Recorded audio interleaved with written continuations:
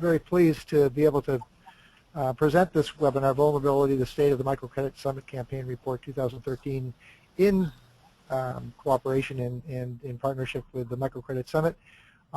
We have a great panel today, which I'm going to introduce in a minute. I just want to give you a little bit of background. The SMDP webinars started about a year ago. We have a goal of bringing to the airwaves to really anybody who can listen or come in and view the webinar a lot of the same topics that we cover within our workshops, and a lot of the cutting-edge topics that are happening in the field of development finance, microfinance, enterprise development. So this is another in a series of important webinars.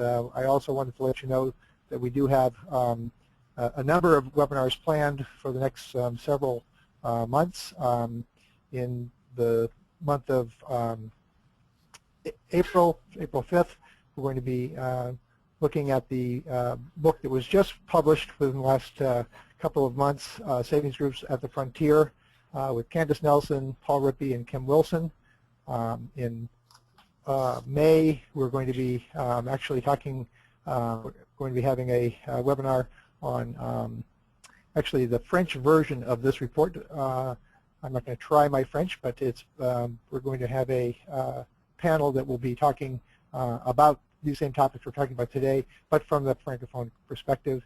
In June, we'll be inviting Mr. Greg Van Kirk from Community Enterprise Solutions to be talking about micro-consignment and the work he's doing in Latin America, and several more. Just come to the SMDP webinar page, and you'll be able to see the entire listing of webinars. We should have, probably by May, we'll have the entire year's webinar schedule up, so please come and join us. I also want to remind you, today's webinar will be recorded and will be available on our website along with some related documents. So please come and take a look once this is over. If you're not able to stay for the entire webinar, then please come on back. Let me give you a little rundown of how things are going to go, and then I'll do introductions of our panelists. We are only showing a few screens. Larry's going to show a few screens from the report at a certain time during the report, but mostly what you're going to be seeing is either the screen, the last screen that Larry showed, or the screen you see now, which is just what we call the waiting room screen. So don't be looking for, if you're worried about seeing slides and it seems like your screen is frozen, it actually is frozen. We're just going to be looking at very few today, mostly spending the time listening to our panelists. We are doing some polls, so these are short questions that we're going to ask you. You'll see a question pop up, multiple choice question. We want you to answer it immediately. The poll will eventually then go away, and then I'll report back out what the results of the poll are. And that gives us an indication of who you are and some of the things that you care about. And then we will also be, within about the last third of the webinar, be opening up the panel for questions. We'll have an opportunity for you to ask. The way you ask questions is the question box you see in the little control box on your screen. Just type in the questions. I'm going to be compiling them as we go along, and then when we get near the question period, I'll be ready to start asking your questions, and we will sometimes allow follow-up questions if we have enough time. So that's kind of the rundown. I'm going to introduce the panelists now and then give it over to Larry. We're quite excited to be able to do this, and really honored to have Larry Reed, who's going to be our guest host for today. Larry is the director of the Microcredit Summit Campaign.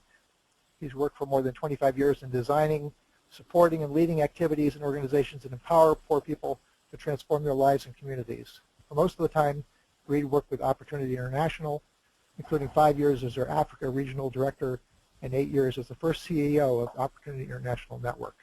During his time with Opportunity, Larry helped to implement a strategy for developing full-service banks that serve the very poor while mobilizing hundreds of millions of dollars in savings, deposits, and investments.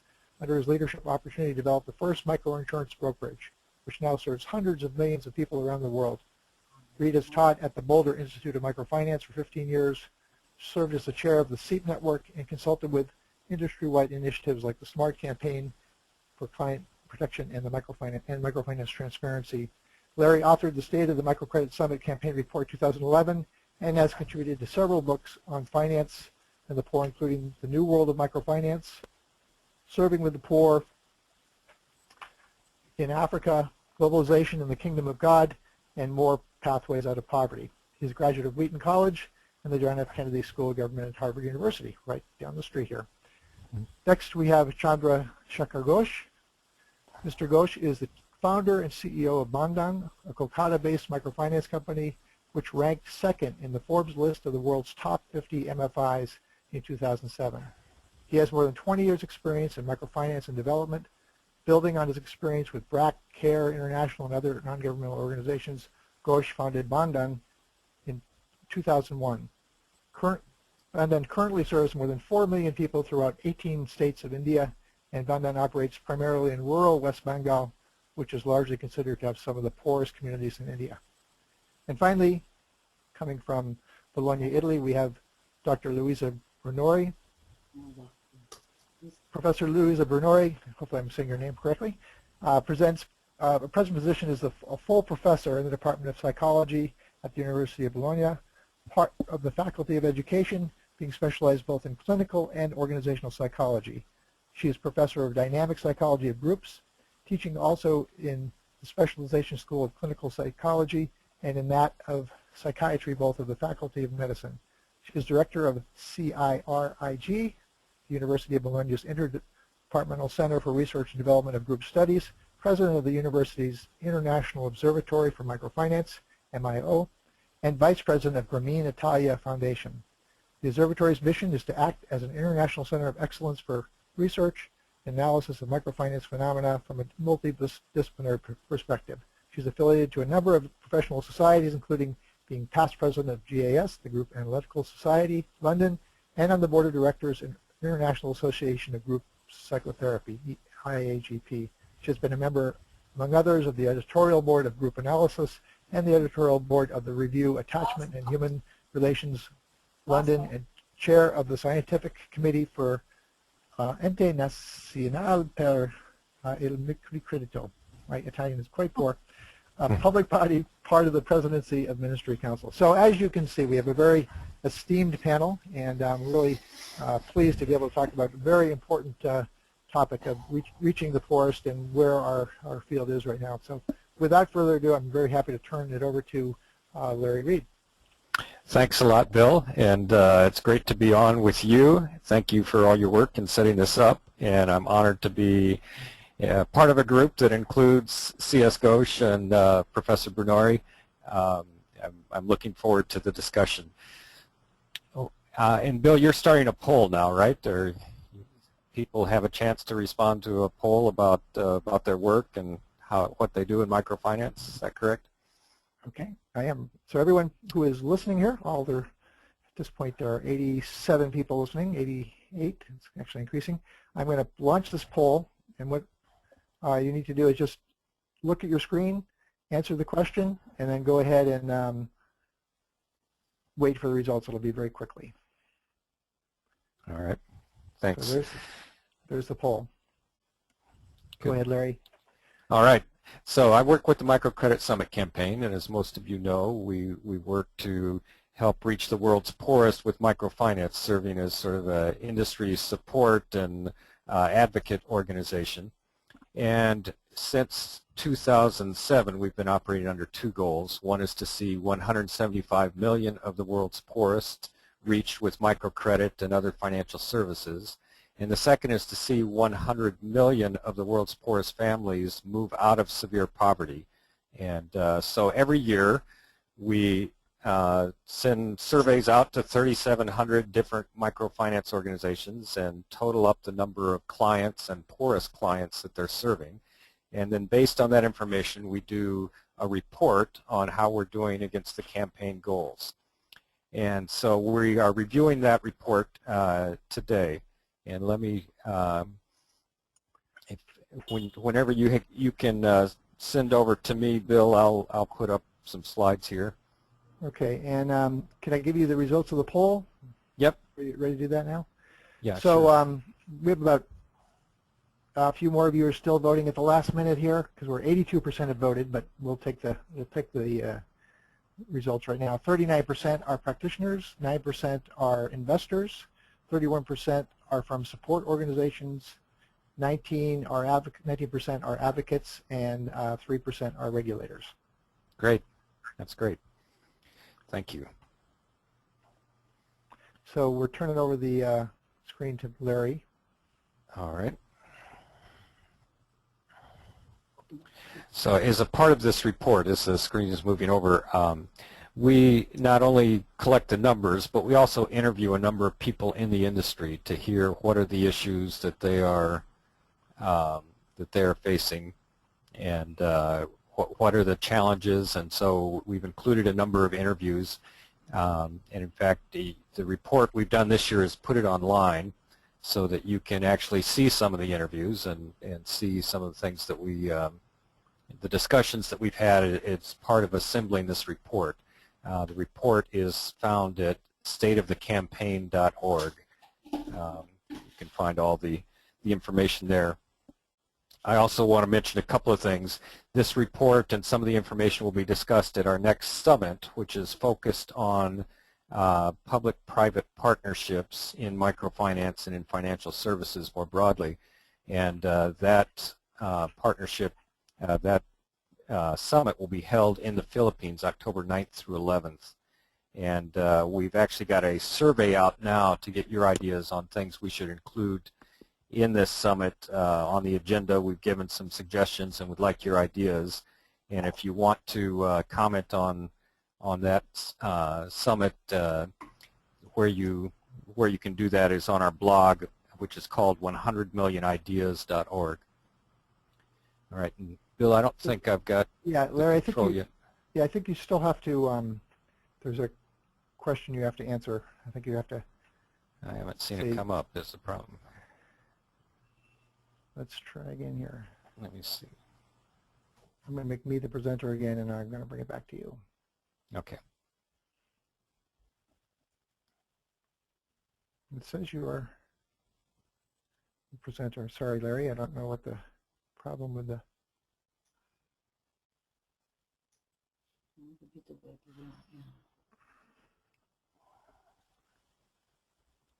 Your screen should be showing, Larry.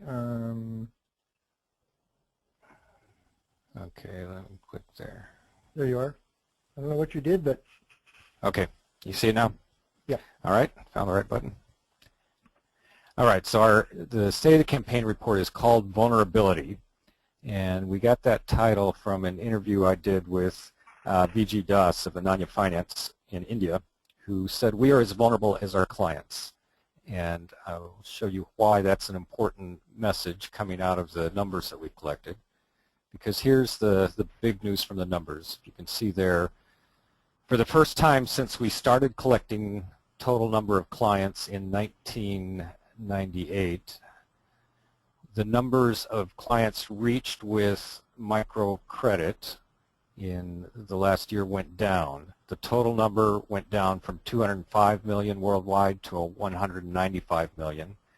And the number of poorest clients reached went down even further from 138 million to 125 million. So not only has the overall number went down, but the composition between poorest and the next level up in microfinance clients has changed, so fewer of the poorest are being reached as a proportion of the total. Now, why did this happen? Well, the big answer is a reduction in India. Overall, 14 million fewer of the poorest clients were reached in India than in the previous years. And this largely was a result of the financial crisis in Andhra Pradesh, where overlending and aggressive collection practices led to government crackdown, which made it difficult for MFIs to operate. Also led to those investing in microfinance in India to cut back their investments, which then led to a lot fewer loans being made in Andhra Pradesh, which was the home of some of the largest microfinance organizations in the country. So there were fewer in India. There were also fewer clients in Bangladesh, not as much a reduction in Bangladesh, about 800,000 fewer than in the previous year. And increases in other parts of the world, but the growth had slowed in other parts of the world. The one area of the world where growth was greater than it had been in previous years was in Africa, which added 1.4 million poorest clients, and a large proportion of them were due to the savings group methodology, and its growth throughout Africa. So why was there this reduction in clients? We'll give you the reasons that we put in the report, and then I'm going to ask C.S. Ghosh for his own thoughts on this. So our top 5 reasons for fewer loans: one is the herd mentality, that investors and MFIs tend to flock all to the same locations, which leads to market bubbles and overlending. Another reason that we gave is patchy information, that most of the information we have about total numbers of clients is broken down by country rather than by state or city, and so it's often hard to know which markets are overheating before it's too late. The next reason we gave was misaligned incentives, that right now microfinance investments and recognition tends to reward those who have the biggest numbers and the highest profitability rather than those that are reaching the most difficult to reach. Another reason that we found was actually better measurement. The reduction in poorest clients are because organizations are doing better at measuring the poverty levels of their clients, and often when they start using tools like the PPI or the Food Security Survey, they find that they weren't reaching as many poor clients as they thought they were. And then our number 1 reason for this reduction, that happened largely in India but has happened in other parts of the world as well, is the myopic focus we have, that without tools to measure our ultimate ends, we satisfy ourselves by measuring our means instead. We measure growth, we measure portfolio at risk, we measure return on equity, but we often don't measure whether or not our clients' lives are improving. And without that as a key measure of our performance, we can often end up focusing on the wrong things. So those were our reasons, but let me turn it over to Ghosh now and ask you, from your perspective, you were one state away, so you weren't quite involved in the crisis in India, but you were a keen observer of it. Tell me, what do you think led to the great reduction in clients in India over the past years? I'm not listening. Can you repeat on that? I want to hear from you this reduction in clients that we saw in India.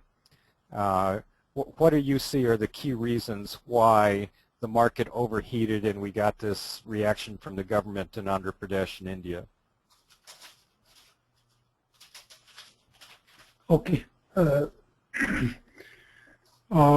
Thank you, Larry, on that, and the other colleagues. You already mentioned about it, the rationale of reduce the clients of India. If you just can be mentioned on the one point is there. Basically one state of India who is highly penetrated by the microfinance services. So unfortunately, government has been stopped the microfinance lending or collection from that state. So automatically the growth of the increase of the number of clients in that state has come down. And so that in the total 5 million clients in AP has been deducted from the total Indian microcredit borrower. And this is one side. Other side is there, the Indian microfinance totally depend on bank lending. So when this crisis has come to the Andhra Pradesh, the bank has stopped the lending to the all microfinance institution. So that, and other than AP states also affected by that, and so that they have not get the fund, means they are collecting the installment from existing borrower and repaying to the bank to continue the relationship with the bank for the hope of that future they will be keep the fund. So for that reason, whatever they have the client existing, so they have matured their loan and fully repay the loan, but they have not get the loan from that institution. So that this is a cause behind this to come down the number of microfinance borrower from the exist. All right.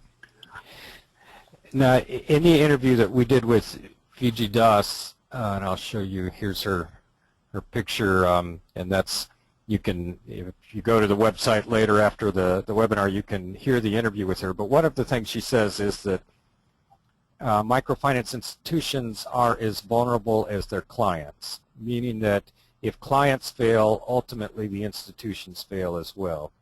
And she said that one of the things that shocked her most about the crisis in India was that the clients in Andhra Pradesh didn't go out and protest the government's actions, didn't go out in the streets and say, don't stop these organizations, they are helping us, we need access to the financial services they provide. And she said if we really were providing an essential service to them, why didn't they come out and stand up for us and protest the government's actions? So I want to put that question to you, Ghosh. Why do you think the clients didn't protest the government actions? Why do you think they didn't become a group saying, no, you can't stop the lending operations, we're depending on them? Okay. First thing is the success of microfinance. If you see that in the behind this success, that is means in the group dynamism. Mm-hmm. And when we are blamed by the people, they say that the microfinance is charging higher interest rate.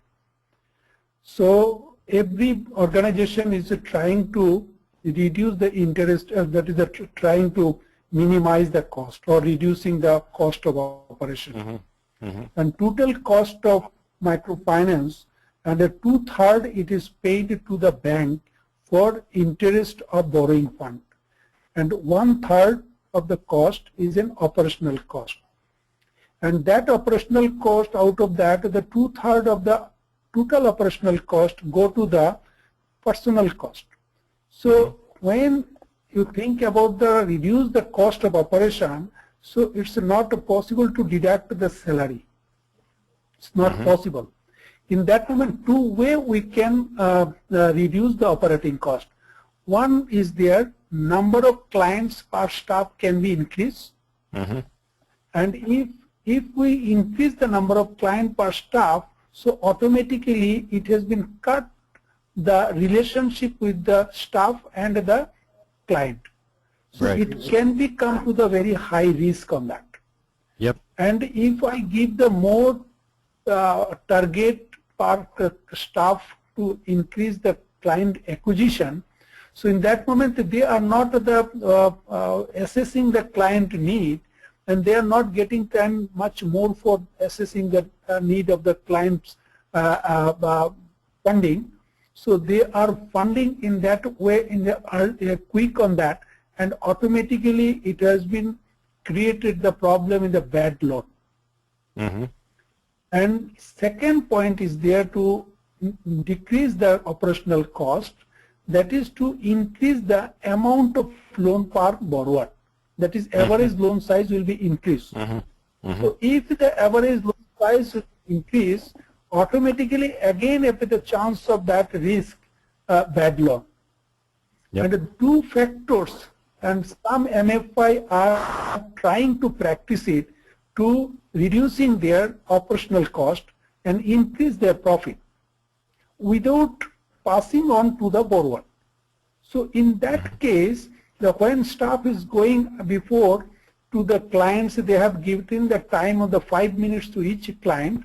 It is cut down is a 1 minute each client, and 1 minute client per client. They are not maintaining the relationship with the client, and client, when the organization has come is any crisis, so borrowers also not feeling about the safe of the organization. So I feel that the busy said in that way, so automatically that the borrowers are not thinking about the benefit of the microfinance institution. So if I understand you correctly, then there was a drive to lower costs, both to reduce interest rates and to increase profits, but the methods to do that led to less of a relationship between the loan officers and the clients, more pressure on the clients to take more money and to pay back on time. So it ended up that clients didn't feel like the organization was out there for them or was really helping them. They felt more like they were being used, or they were just they were helping the organization make money. The organization wasn't there to help them. And as a result, when this crackdown came, they thought, well, too bad, but we're not gonna risk anything for this organization because they haven't seemed to be serving us, putting our intentions at the heart of what they do. Is that a fair summary, Ghosh? Yes, sir. I can be add on the another point is there. Yes. If you go to the history of that state, the Maxima Microfinance Institution is introduced the incentive to the staff for client acquisition and repayment rate. Right. And it has been introduced on that those client is the staff is been to get the more benefit. They have gone to that more acquisition of the client. Who is the eligible for microfinance or not, that is not the issue. The number of client acquisition is the issue, and to get the more benefit as a financially.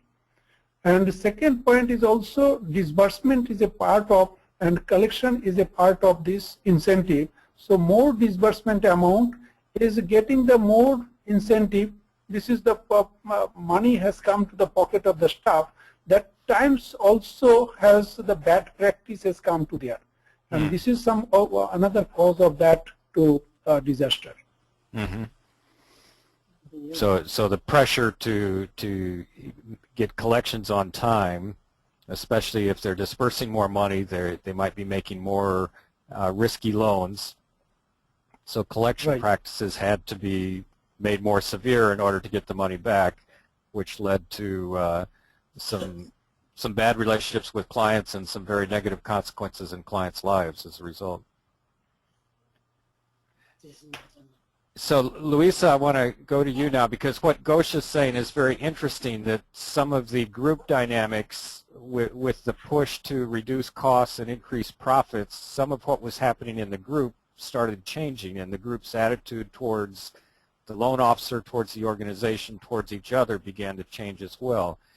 Now, you've done a lot of research on the psychology of groups, and you've also applied it to microfinance in different situations. So, can you before I ask you the question, though, let me show you a little bit about what we did some discussions about this in our report, and I'll roll through here to this idea of the psychology of scarcity. Yes, but Larry, may I make a point on the officers? On the officers' behavior that has been so well described. If I may say that, just to follow what has been said now, may I? So I would like to say that, of course, in what has been explained by Ghosh about what happened in India, there is one thing which is organizational. I mean, to push the officers to get incentives. If they do a lot of loans, they will get, so they push people, and people are fragile, are vulnerable, and they are prone to accept this kind of pushing. And this becomes a mess. This becomes a mess because these poor people end having not only this kind of pushing, but also when these people start in a kind of, hello? When these people start, the poor people, let us say, start having an opening to hope, and as a result, they are pushed in a way that their capabilities are not enough, this implies that they do not only lose what they have done, but they lose their hope, and this becomes a terrible problem. So it's not that they remain zero, they go below zero because they tried, but they were not successful. So it's a very important issue. So from one side, as I said, it is organizational in the sense to push through incentive the the officers in making this kind of stuff. And the other point is that has decreased relational impact. And this makes another terrible problem, because people need to be supported emotionally to face what they have to do, what they have to. And this is a very, very important aspect. You cannot push these people and leave them alone. Of course, it becomes a total chaos. And what is the great value of microcredit, which is to create social capital, human capital, gets lost. And it becomes like come si dice, una cosa che torna indietro. Come si chiama? La cosa che un boomerang, becomes a boomerang. Ah, very good. Because I didn't come to my mind the word boomerang. It becomes a boomerang. Oh, because great. Yes, okay, finished. Sorry, I want to end, sorry. And on this point, I would like to stress the idea of the training. So from one side, an organizational, institutional point. From the other side, what the officers should know how to do and how to be in relation to their job. Anyhow, just to announce it, but we will speak about that later maybe. Okay, well, let me follow up there, because you've done research on this, and you know, the group methodology is something that helped microfinance take off and grow to large scale. But some people see groups primarily as a means of ensuring repayment and lowering cost. But in your research, you found something much more valuable going on there in the group meeting when the groups are invested in and when training and time for relationships are there. So can you tell me some of what your research has shown you about the value that comes out of groups? Well, I must tell you that we have created a word which is the economy of the group. Mm-hmm. The economy of the group is something that started in the field of clinical psychology. I don't want to go through that because it takes us too far away. But the point is that the economy of the group means that if you are a good group conductor, you can develop a theoretical infinite relational goods, let us say, because the interchange between people in the group, again, and I underline, if the good is conducted in a proper way, then you can develop lots of resources from the individuals and for the individuals themselves in an exchange process, in a process which implies mirroring, which implies intersubjectivity, which implies exchange. So all these kinds of things, resonance, when people meet and they speak about what they have done, their fears, their desire, their hopes, it is the creation of a word which is very important also for the possibility to contaminate the others in a good sense, you understand? So this is very important to develop, and the free communication also. I am afraid, are you afraid? Oh yes, I'm afraid as well. So why don't we help each other? This is the kind of relation, let us say. I'm making very banal examples, but this is the kind of help that the group can give. So from one side, the function that the group has to support and to as what we call la funzione, what we call the supportive function, and the other one, the development of knowledge, of capabilities, of exchange, which is something that becomes not a saving but a multiplication of the content, of the relational goods, as we call them, you understand? So in doing so, the individuals can grow a great deal just because of this exchange of relation. But this is the basis for each individual to grow through exchange. A child grows through exchange with the others. So we have to imagine that people who are vulnerable have also have difficulty in developing, or they have not given all what they needed to develop. So this can be a real, the group can be a real, I read the word fertilizer, exactly. The group can be a real fertilizer for the minds of these people and for what we call the social bonds, which is another fertilizer. So it is, so the development starting from the individual crosses the family, and from the family to the community, and from the community to the wider world in some way. So as Amartya Sen speaks about, it's very important that this group is able, whether the Amartya Sen speaks of capabilities and the importance of people to develop their possibilities. So in the lack of developing this possibility is an expression of poverty. But this can happen much better in the situation where in a group each person can develop together with the others, and as I said, a theoretical infinite quantity of relations and of knowledge. This is basic, absolutely basic. Sorry. Well, I just wanted to ask you, it sounds like the groups that are organized in this way that allow for this sort of discussion to create relationships of trust between group members so that they can talk about their fears and their hopes with each other, that takes some skill on the part of the facilitator. So what are the skills that are needed in the people that lead these groups to help create the environment where those sorts of things can happen? Sure. I thank you very much for this question. Sorry, when I started talking, I was so keen on what we are saying that I didn't say hello everybody, and I didn't thank for this fantastic event you have created that I like very much indeed. So going back to your question, of what I thank you again.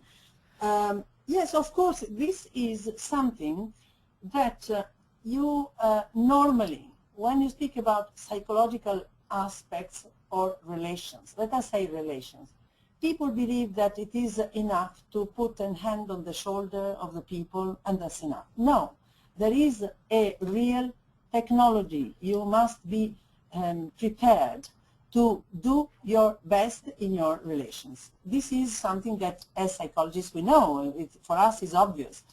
But when you have to deal with people who are vulnerable, as we are talking about, then, and all people that are focused on microcredit, basically and by definition, are those that for some reasons are vulnerable, then you have to be able to deal in the relational, in a proper relational setting.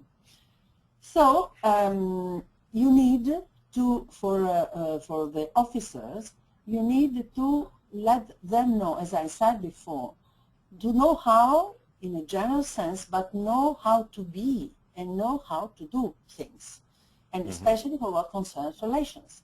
So, of course, as we can go back to the Andhra Pradesh story, because if people push and push and push, this is not a way to help people. Nobody can be obliged to do microcredit. It's something which is a contradiction, an oxymoron. I don't know how to say oxymoron in English, but it's something which is impossible in some way. So they have, these people have to understand which is the best way to deal with people which are in those conditions. So you need basic training. You know, you need basic trainings in the sense also how to be. You need continuing education training. Why? Because when you have to deal with people who are difficulties, who are fragile, again, let us go back to this, of course you have to face difficult situations.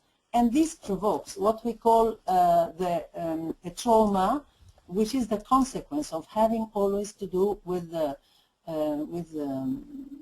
difficult things, like the doctor who always has to do with people who are ill, who are suffering. They have what we call a trauma for their profession. It's like post-traumatic stress, right? Something like that, yes. Yeah. And it is a secondary trauma. We call this as a secondary trauma because the main trauma is that of the person who is in the position. But those who help, the helpers, have a secondary trauma. So talk about this, I'm sure that it could be possible, and I imagine it would be possible, and if you want, we can imagine to do something during some of the meetings of the summit, to create some kind of, anyhow, to have the possibility of these people to discuss about what they see, about what they feel, about what happened, something like that, a case study, let us say, to discuss about all these levels, which is the cognitive level, which is an emotional level, which is a level of how to learn the best way to relate to these people. This is an ongoing process. So we are running a master degree now in Bologna University, and we use a methodology that we call learning community, because we look at the relational side of the story as well. And we could imagine to create modules. It is possible to imagine to create modules to promote this kind of knowledge, which is a relational knowledge, let us say. Mm-hmm. Okay. It's something that I would like very much to help in this, because I think it's very, very important stuff.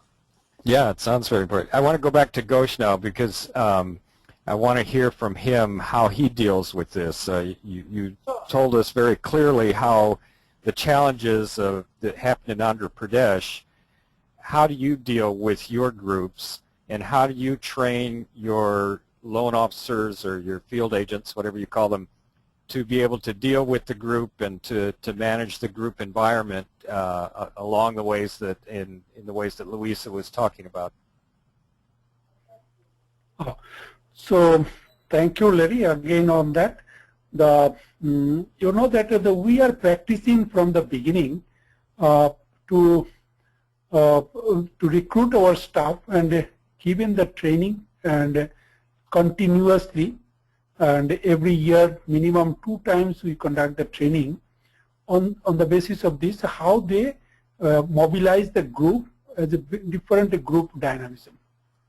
And we have the monitoring system to maintain the group meeting with some discussion with the issue, some social issue of discussion in the group meeting before the collection. So that it is helped also to maintaining the group dynamism and group cohesiveness also. So I can give the one answer on that. If you see that the group, we feel that is a learning center. And if we think that our children, we are not sending to the private tutor, we are sending them to the school. Because of that, the school have some group of people, children is there, they can be learned to each other. And it is an opportunity for that to increase the learning side also. And that is a bonding has been also created among the children, among the student, and it will be continue in the further in the some other education also.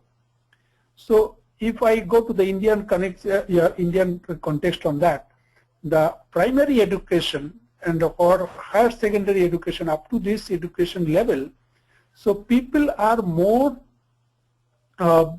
times connected with the primary students colleagues compared to the university colleagues. So means in the first time we have been developed the some of this type of bonding. In the next time they will be continue. But if first time we are not to mobilize this group and to bonding on that each other, so next time we cannot be developed in that things. So in that way, Bandhan is practicing without any compromise on that. Attendance in the group meeting in the must, and a discussion of the social issue in the group in a must, and so that we are getting this type of benefit on that. And group is another part is there, that is the transparency is there. So you see that in front of individual one person, I can say anything on that. But if I like to say in the group, in front of group, where is the 10 people or 20 people, so I will be very much concerned about it.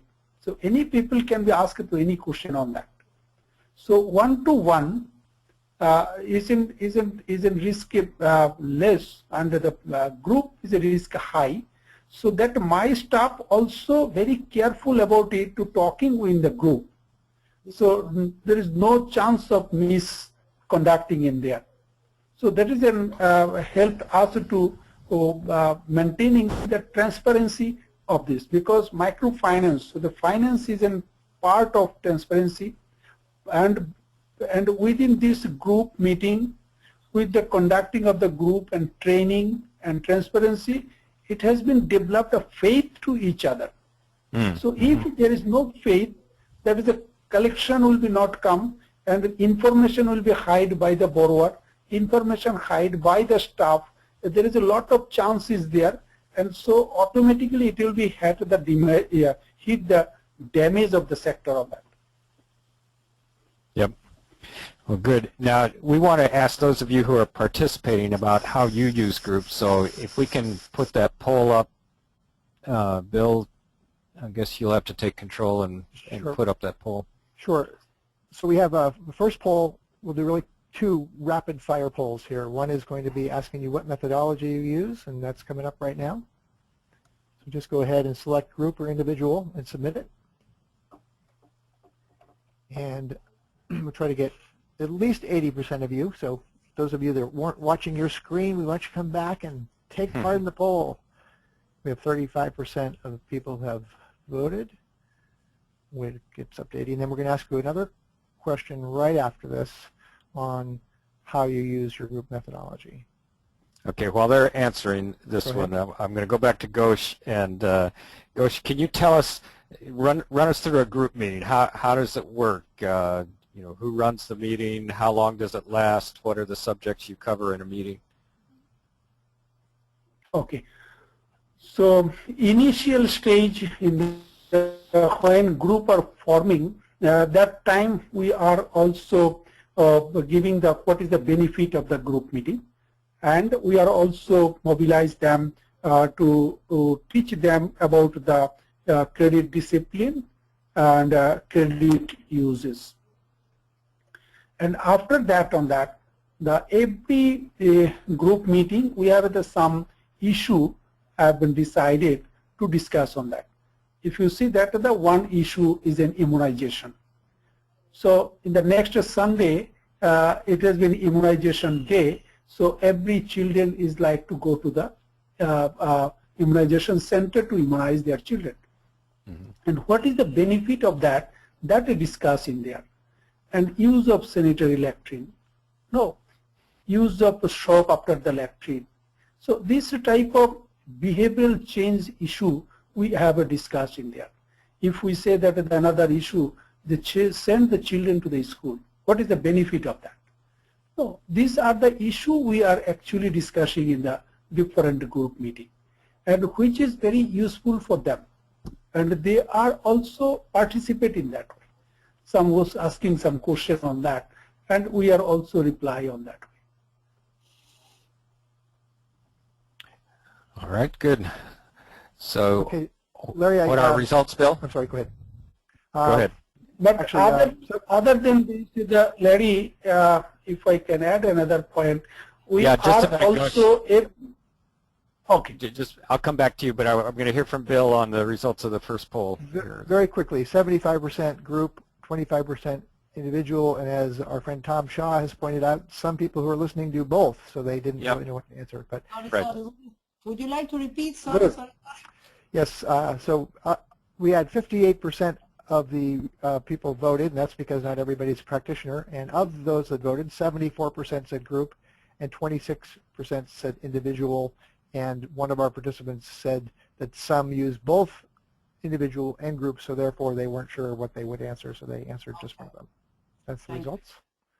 All right, and you can put the next poll up, and we'll go back to Ghosh. But this poll is for those who are using groups. What is the primary purpose of the group, or what are the purposes? You can answer. I think we've set this up so you can have more than one answer on this one. Yes, we have 5 different choices. Yes. Indicate the top 2 primary function of your groups. Yep. All right, Ghosh, back to you. Yes, just to add on that, every year we are conducting the group leaders training in our office level. And that group leadership training means we are building the leadership of the group to how they unbiasedly helping to manage the group on that. No, like when they choosing the client and assessing the client loan amount, it should be utilized in a properly and purposefully. And some of the social intervention is there that can be participate on that. So this type of leadership training we are organized in every year. So that also can help us to maintaining the group dynamics and the group as a team. Very good. Now I want to move us to another part of the discussion while we're waiting on the results on that poll. And this is has to do with mobile technology, because as we look at financial inclusion for all and being able to reach the poorest and the most remote, mobile technology presents a great opportunity in reducing costs and being able to pay on a per transaction basis in a way that makes it possible to reach people with much smaller amounts of money. But there's some challenges there as well in how we design this in a way that actually is beneficial and helps clients access the technology and the services in a way that helps them improve their lives. And I wanted to go back to you, Luisa, because there's been some research on this, not enough yet, but at least the beginning of research in looking at mobile technology, and often the mobile technology is used in an individual setting. Either payments are made directly between individual to individual, or money is saved or money is borrowed through directly on the phone, payments are made back on the phone. So it's sort of, if you're using the group only to lower cost, well then you switch over to using mobile technology because costs are even lower with mobile technology. And there was one study done by Dean Carlin in the Philippines that looked at a rural bank there, that they switched from a group methodology to individual loans with payments made on mobile phones and text messages given as reminders so that people made their payments on time. And in this study they found no difference in repayment rates between the group and the mobile individual loans. So I wanted to hear what you thought about that. What do you think the impact of mobile and individual versus the group setting will have on the ability of clients to move out of poverty? Thank you, Larry. So the point is, one point is, which is the aim of the microcredit project. If it is only a matter of creating, let us say, tangible resources, okay, it can be this way, it can be okay, as you are saying in the research that has been developed. I would say, why not to imagine to have both solutions, and I tell you how. You want to reduce, we are talking about the economy of the group in the sense of the group being able to develop resources. Okay, so why not to imagine to put in place the resources that the group can organize in an horizontal way, let us say the relations between the borrowers. So you could imagine to create settings which, for example, help people to meet every 15 days, just to have an idea, and only through peers, a kind of a self-help group in some areas they are able to do. So in some way developing the horizontal side of it and all those dynamism that are related to the peers. And maybe having the officer which appears only once a month, just to keep both authority and peers in some way in the group dinner. this could be an in-between solution. This helps in saving some money for the presence of the conductor, let us say of the officer. But there is a but. So we have in this research, we have the measure of the repayment rate. Do we know other things? Because we have developed in our, as you know, in our group, tangible and intangible aspects in the microcredit story. And so the question could be, is there any difference? And I suppose, yes, is there any difference in the developing of intangible resources, and not only tangible, in terms of relational resources inside this, inside the microcredit given through through technology, through mobile technology? I don't know whether I made myself understood. The point is, which kind of intangible aspects are different or not in relation to the use of mobile technology. Because if we suppose that mobile technology is used to avoid the group to meet, to make it easier and quicker, apparently at least, then you have this, you have to measure, in my opinion, to see whether other parts of the microcredit story, let us say the intangible one, is safe or not. In any case, you could also imagine, as I told you before, an in-between solution. We could try to find, if the point is, try to decrease the expenses, but not to lose the social link, we could try to find ways to combine one need and the other one in a win-win, just to avoid one side to prevail on the other one, because I think that both are needed. All right. So let me ask Ghosh then. I mean, you have 4 million clients, so you're looking at ways of being more efficient, but you also invest a lot in your group meetings. Are you looking at how to use mobile technology or electronic payments now, and how are you considering implementing that within your system? If you come to the Indian mobile technology system, there is one thing is there must be a bank account. Without a bank account, they cannot be transferred the money anywhere. So this is one limitation in the Indian regulation. And so that if you feel that what is the purpose of mobile technology, one thing is that they may be transferred their money from their account to my account as an installment. This is one. Second one is they can be transferred the money for their electricity bill, telephone bill, or their students' tuition fee.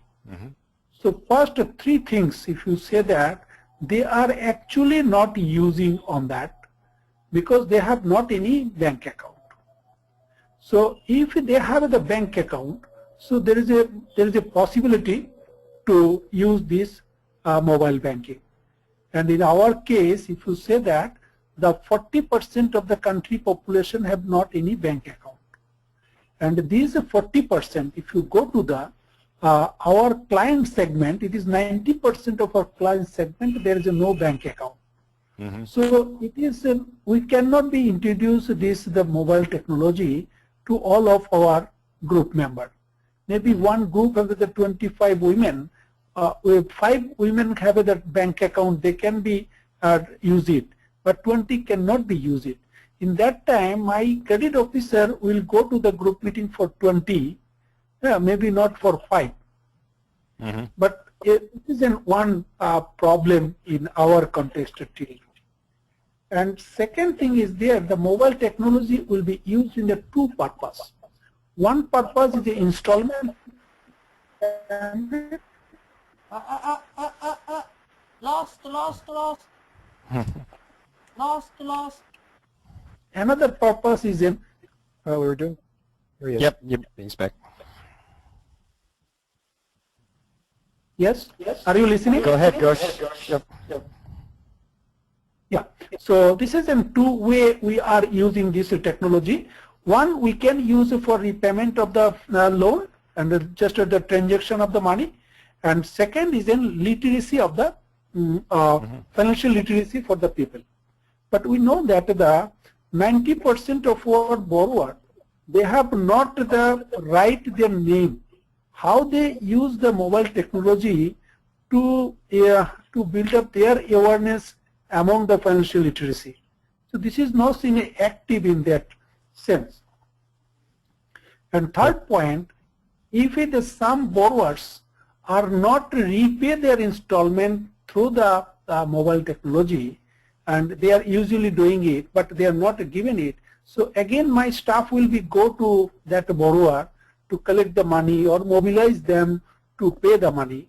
So there is another cost has been incurred in there. So cost actually not reduced, cost will be increased on that. So these are the factors also in the purpose of the mobile technology. So it is first needed to give the all people will be need in the bank account. Otherwise, it will not be implemented in the microfinance part. And the second is that the mobile technology cannot be used for a financial literacy. Is a physically need to the financial literacy on that. And the third is there, so when my all borrowers are habituated regularly repaying on that, so that it possible to reduce our cost. Right. Right. So, and what you pointed out, Ghosh, are some of the challenges as we look at ways of designing products and services using the mobile channel or using electronic payments that we face. So one is the regulatory environment. And in the case of India, MFIs, it's very difficult for them to become banks and to accept savings. So it's hard to set up the bank accounts. You would need a relationship with an existing bank to do that. Then you talked about ease of use and how quickly people can adapt to technology. And what I've seen in many countries is if it's easy to use and it meets a real need, people learn how to use it pretty quickly. But if it's complex, it can be difficult. And I know that Cash Poor in India is trying to develop use of mobile technology, but the system for keying in passwords is so complicated that what happens is most clients just hand their phone to the loan officer at the meeting and have him enter the string of numbers needed for the password and the approvals because they can't remember how to do it, or they have to read from a passbook and it changes each time. So it's so complex that it's easier to have the loan officer do it for them. And then the third thing is that you mentioned is you need to have it working system-wide before you really get the economies of it, because if you have a few in a group using the phone and others not, you still have to have the loan officer show up, and you haven't saved any money in doing that. So I think this understanding I also agree with you, but you know that the missed call, wrong call. No, right. missed call. That means in there, someone is called me, is a wrong number. Right.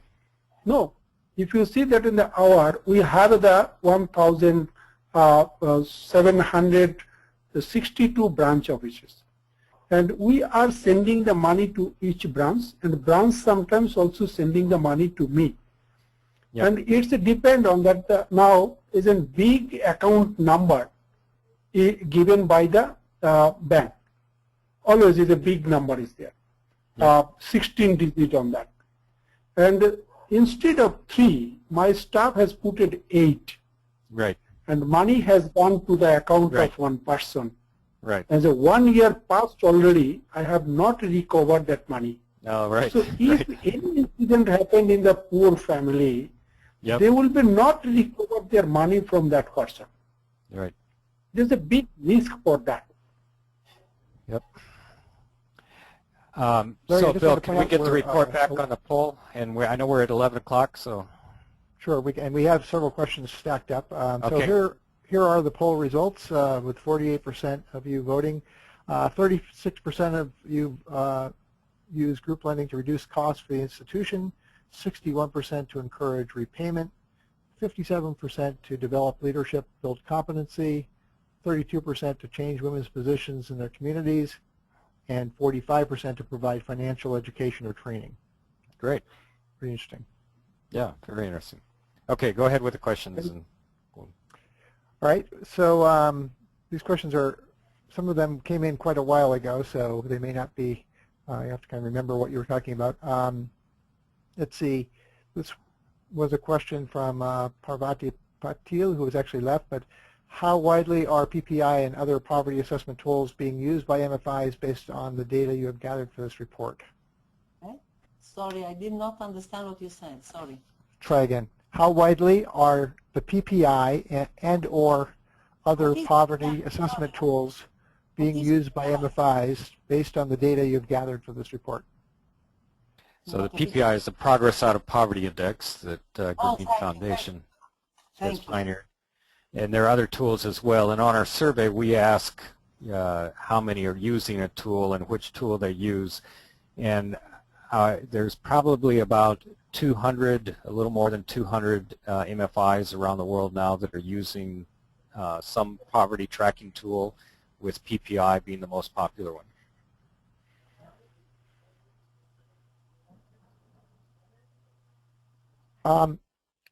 This is from Korea Wanzhou, how are MFIs in India dealing with the large cost of bank credit? Like Ghosh says, 2/3 of the MFI money went to service bank loans.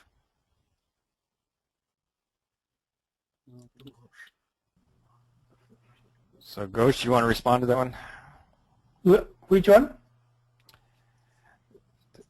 I can ask it again. The question was, how are MFIs in India dealing with how are MFIs in India dealing with the large cost of bank credit? Like Ghosh says, 2/3 of the MFI money went to service bank loans. Right, right. Listen, true. You know that we are the Indian microfinance institution cannot take the deposit from the borrower. So they are fully, nearly 86% of the fund has come from bank as a bank loan. And the bank are charging to the MFI is a commercial rate. So for that reason, what we are seeing that if we go to the Bandhan is charging 22% of the interest rate, and 22.9, this is 23% nearly, and out of 23% is in 13% we are paid to the bank as interest on that, and 10% we are taking for our operational cost, profit, and provision and everything. So in that sense, it is a very, I say that the 2/3 of the total cost of the microfinance and then to the bank as a interest of their loan. Okay, and there's another question pertaining to India from Mohammed Toifur Rahman. He asks, as I've seen that the number of total poorest clients are declining in India, do you think giving incentives to the staff is also a reason for exclusion of the poorest clients? So in other words, staff incentives are actually pushing the staff from paying attention to the poorest clients. No, can you repeat the question? Is it slowly? Sure. The question is, as I have seen that number of total poorest clients are declining in India, do you think that giving incentives to the staff is also a reason for exclusion of the poorest clients? This is a paying not now is in paying to all of the MFI. Few MFI as paid as for the acquisition of the staff, not for the training. They can be find out the new client, and if they find out the new client, and then they will be paid the money, and then organization will be get the benefit to disburse the loan of the new client. But Ghosh, do you think that staff are looking for better off clients now as a way of trying to increase their repayment rates or increase the amount they disperse, so they're avoiding serving the very poor as a way of increasing their incentive payments? Yes.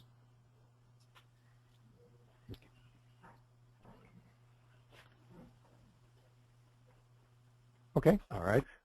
Next question, Bill. A few more questions here. Yes, next question is for Mr. Ghosh. What do you think of mobile money services that are being launched in India, such as EKO, which lever on Italian banks, but also use a network of agents like M-Pesa? Yes. So, but it is till now is not in the large way has come, because you know that the in Bandhan case you say that the 4.2 million is our clients. Out of that, 84% of our client in the interior rural. So rural connectivity, rural is an electrification is not much more good position in there. So there is a good penetration of the bank branch is not in that areas, and whatever areas have the bank branch, so people are not getting the reaching to the bank branch is very tough and costly. If the one of my borrower is like to deposit the 100 rupees, they can need the 15 rupees as a travel cost and also time. So that our government has now introduced that the business correspondence model, and that has been established in a full way, then it isn't come to the growth of this mobile technology.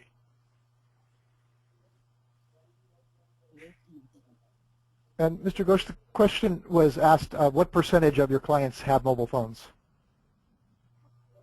Our clients, the mobile phone is in 60%. 60%, okay. Yeah. Tom Shaw from Catholic Relief Services has made a statement. There's a lot of variation in the laws for mobile money by country. Many of the issues you are mentioning for India are effectively addressed in Kenya with M-Pesa. Kenya really seems to be a world leader. Once you have multiple PINs, 3, account for groups, PINs are simple and easy to move money. Some savings groups are already using them, but I have no first-hand knowledge of this. So that's just a comment. And then let's see, we have a couple more questions. But in the with the compared to Kenya and India, there is a different regulation. So Kenya, I know that is the without a bank account they can be transferred the money from one to other. But India, it is not permitted. It has to go through an agent. Yeah. Bobby Gray from Freedom from Hunger has asked the following question. When we were talking about training that is necessary to help field officers work with groups, I wonder how much effort is also put into hiring the right people for the job. In a recent research project where we interviewed field officers and supervisors about serving the poor, most of the MFIs talked about needing to hire people who already had a social motivation to work with the poor and to serve their community, and the MFI felt they could teach the financial aspect of the job. I would be interested in knowing what the hiring profile for Bandhan's credit officers is and whether they hire for financial background or social motivation background. Good question. Good. Good question. So we have the 12,000 employees. So our policy always in the focus on that, our staff should be 12th class or graduate on that. And their background from the poor family, not in a social background. We cannot check is there the social background is strong or weak or not. There is a financial background, that is we are not in the checking on that, because financial background is not required for that reason. That is they have not needed to calculate the interest rate on that. All are based on the software. Software calculated the interest rate, other matter on that. So our that staff is not in a social background, not in a financial background, but they are background, they have come from the poor family. And after that, we provide the training on the social background matter. Like to say that what is the social structure of the community and how the poor are positioned in there and how they can be helped with their services, these financial services and other services, they can be helped to this poor family, they will be come out from the poverty. So that we are insisted in our training. Hello?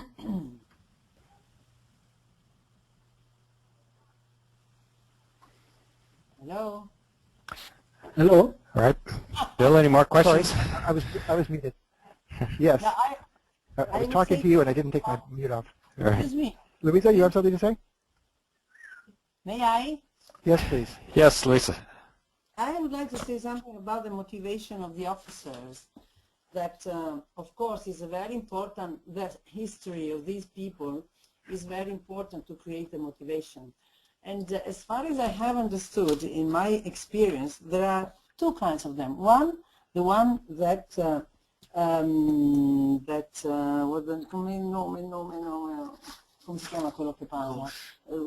that has been said by Ghosh.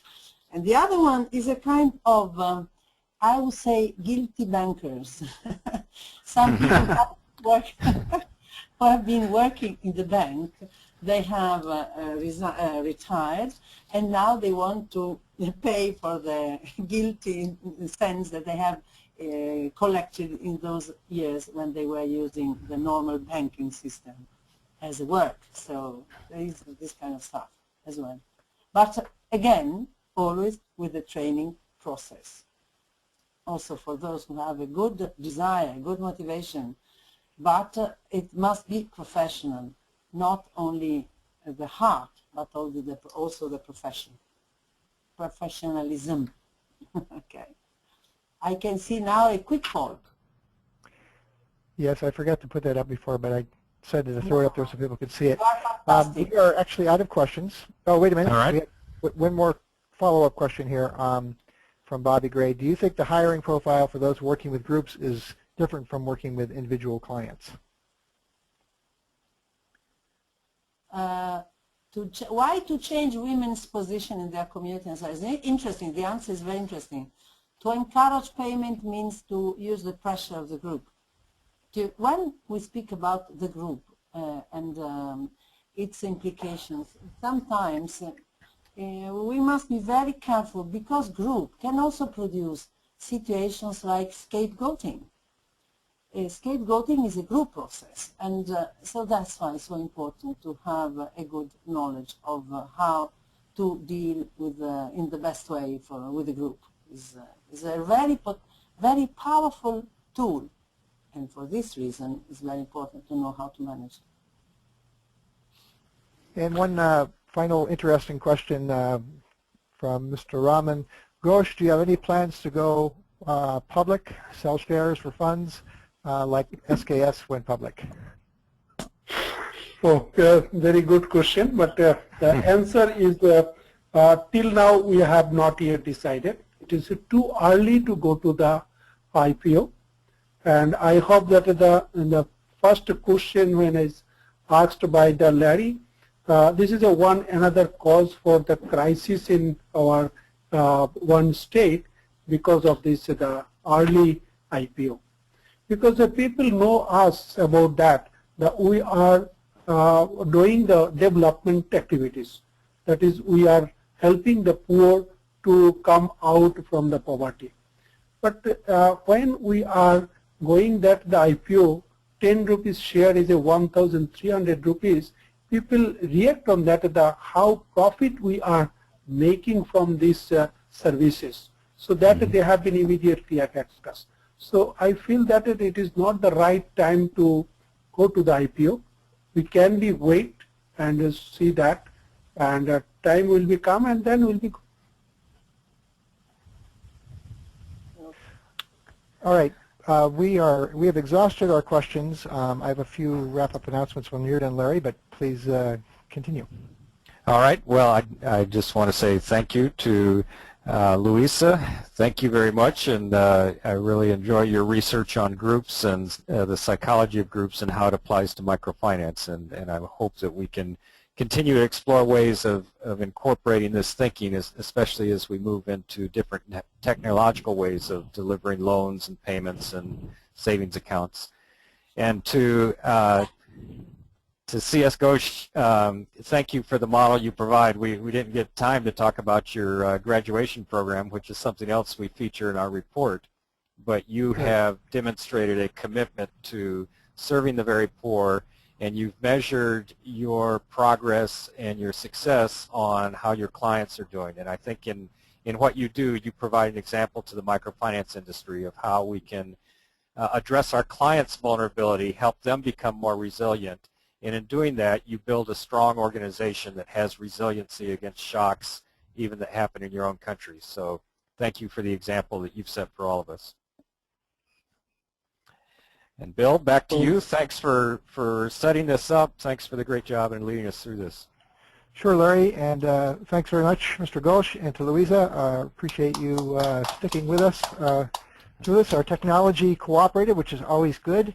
I do want to point out to everyone that there is a full recording of this that will be available on the SMDP webinar site. So if you had to step out or you want to listen to any part of it, it'll be there.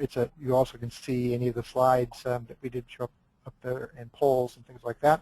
I also want to just remind people that we do have a number of very interesting upcoming webinars April through the rest of the year. And so please look at the SMDP webinar page for those. I'll also post up a link to the Vulnerability State of Microcredit Report and also a recent article, actually editorial that was in the Boston Globe. We'll put both of those links up for you. And I really appreciate the great work of the Microcredit Summit continuously for many years to remind us of why we do this work and why it's important to continue to strategize and to be committed to social change and to reaching the poorest and really making a difference in individuals and communities. So I thank you, Larry. I thank you, panelists, and I thank everyone for sticking with us for this long period. Luisa, you have something to say? May I say the last word? Absolutely. Go ahead, Luisa. It is a publicity. May I make a publicity of a book? Yes, you can publicize your book. I'll get 10% of whatever you sell. But go ahead. Okay. It is a book which is named The Other Side of the Coin, The Psychological Side of Microcredit, and it will be published in New York by Nova Publisher, and it will be ready in June, just to let you know if they are interested. And I thank you very much. It has been published by myself and my friend from London, Malcolm Pines, who is an expert in group psycho, whatever. Okay, so thank you very much indeed. Okay, thank you very much, Luisa. Thank you. Thank you, Ghosh. Thank you. Thank you to all of you. I invite through this channel to all of you will visit the Bandhan, and we hope that you will be feel how it is in group. What's happening? We're just losing it at the very more for the poor people. So we are invited to India. Okay, Mr. Thank Ghosh, you. we did actually lose part of what you said, but I think we got the gist of it. We should I also plan on taking you up on that invitation, Ghosh. we should all come to Bandhan. It's a remarkable organization. And All right, so again. for your group conduction as well. Yeah. Okay. My pleasure. Glad when there's no power failures or cutouts. So, Right. okay. Well, thank you again, everyone. Have a great afternoon or evening, and hopefully you'll come back for future webinars. Goodbye. Thanks. Thank you. Thanks. Bye bye. Bye bye. Ciao. Ciao. Ciao. Ciao. Ciao. The organizer